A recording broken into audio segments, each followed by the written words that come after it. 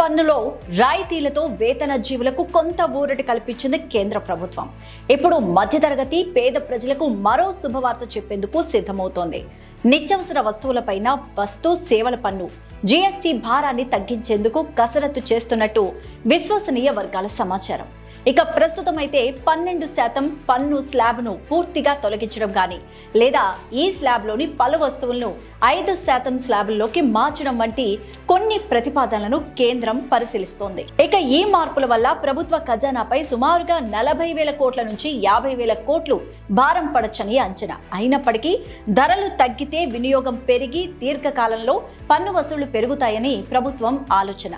GST రేట్లను హేతుబద్ధీకరిస్తామని ఆర్థిక శాఖ మంత్రి నిర్మలా సీతారామన్ కూడా ఇటీవలే పరోక్షంగా సంకేతాలు కూడా ఇచ్చారు.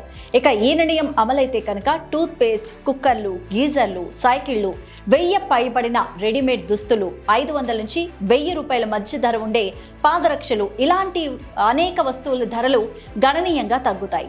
అయితే ఈ ప్రతిపాదనకు పంజాబ్, కేరళ, పశ్చిమ బెంగాల్ వంటి కొన్ని రాష్ట్రాల నుంచి వ్యతిరేకత వ్యక్తమవుతున్నట్టు సమాచారం. ఇక జీఎస్టీకి సంబంధించిన ఏ మార్పులకైనా జీఎస్టీ కౌన్సిల్ ఆమోదం తప్పనిసరిగా ఉండాలి. మరి ఈ నెలాఖరులోగా జరగబోతున్న 56వ జీఎస్టీ కౌన్సిల్ సమావేశంలో మరి ఈ అంశాలపై చర్చకు వచ్చే అవకాశం కూడా ఉందని సంబంధిత వర్గాలు చెప్తున్నాయి.